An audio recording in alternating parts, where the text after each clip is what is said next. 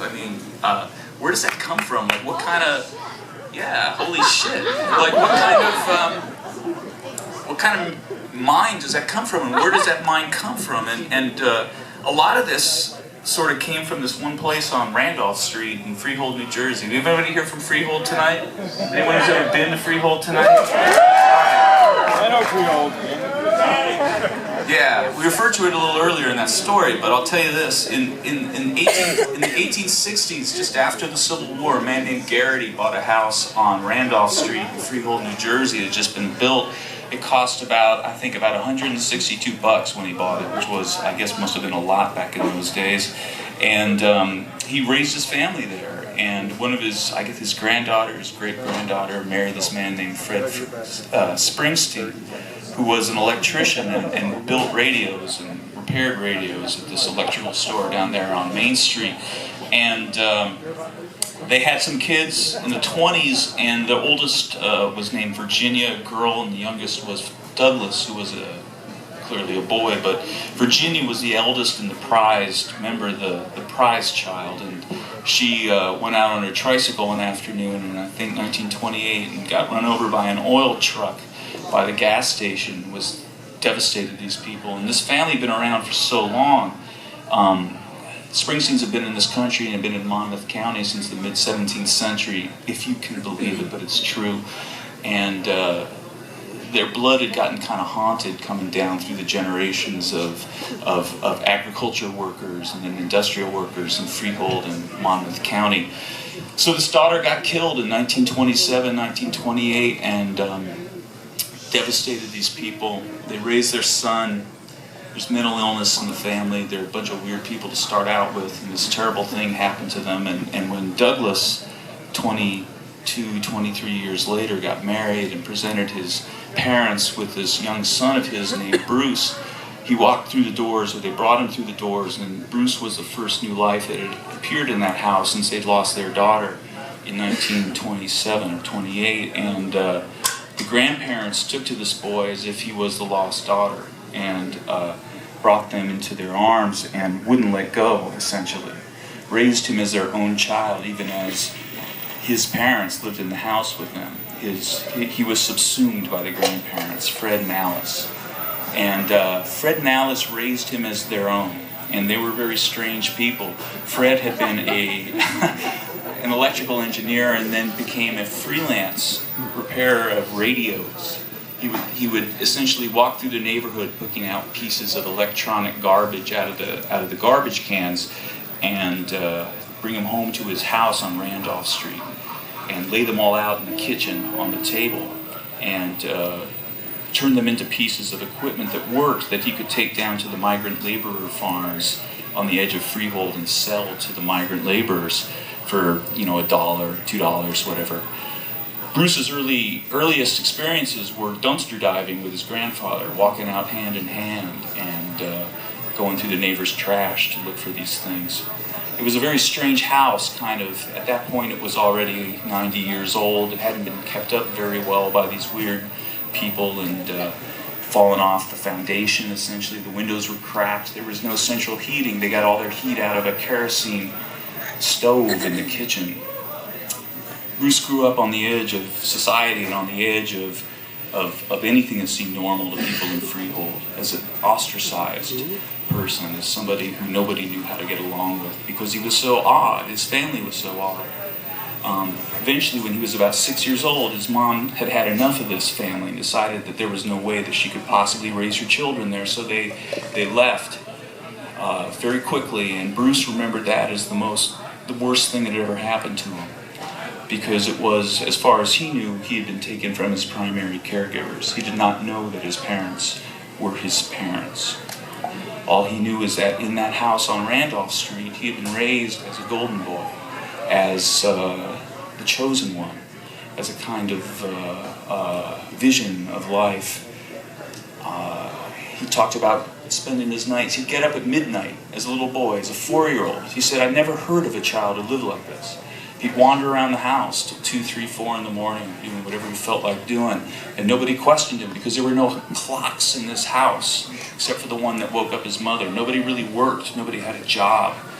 they lived this very strange outsider life, and Bruce was sort of, young Bruce, as a 4 or 5-year-old, was the center of this world.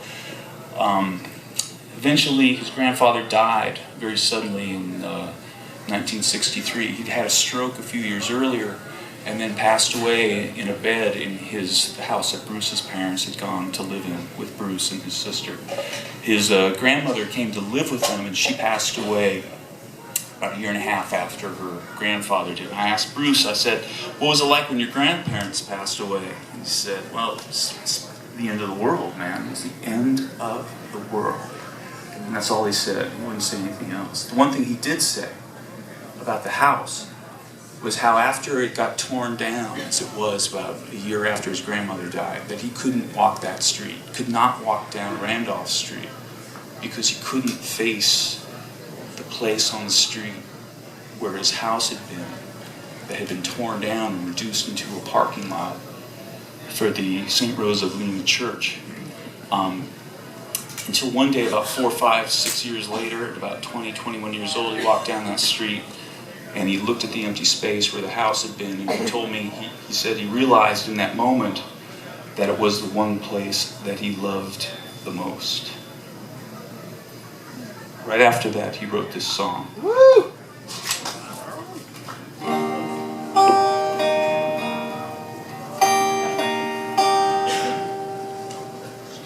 Here we go.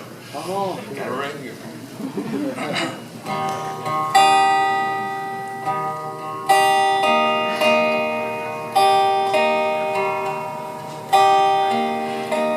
I remember yesterday, I'd sit and watch the hound dogs play, howling at the China moon.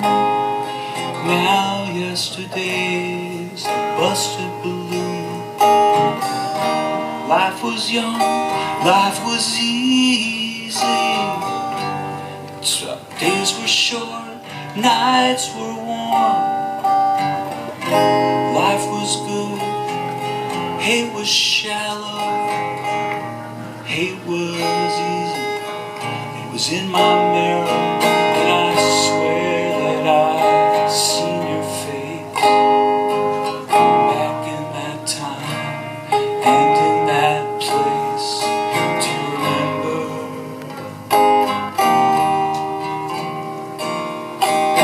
The old house stood like World War II, with just 2 rooms and a hallway to be used. The lady was mean, just slightly unclean, with a heart of cold silver and gold. The kitchen smelled of kerosene. The ceiling hung down, unveiled in rotten beams. And the man, they said, his work could have hung in the Louvre. Now he sits around all day, 'cause his left arm won't move. He was a master of the art of electricity. He lectured on tubes and circuitry. He was self-employed, but he could never see his way into the light.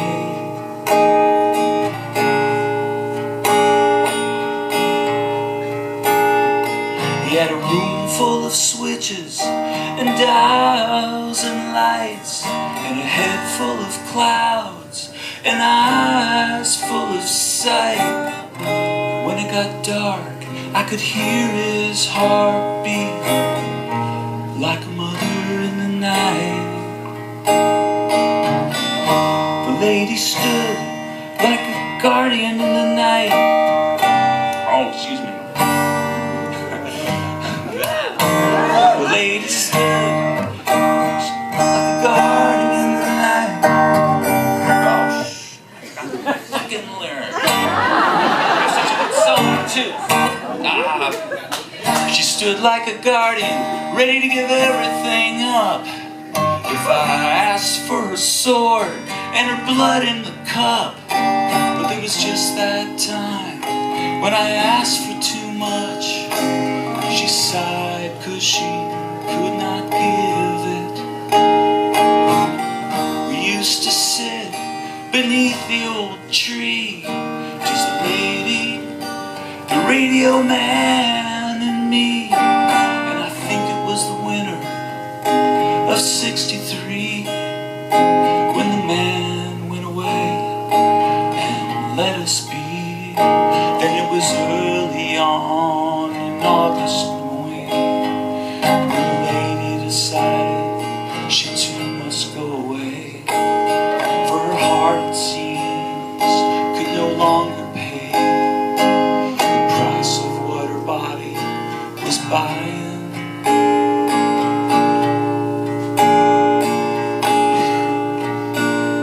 I got home from school and I found the note. Went to the kitchen, lit the old stove, with sensors set on overload. I turned on the TV,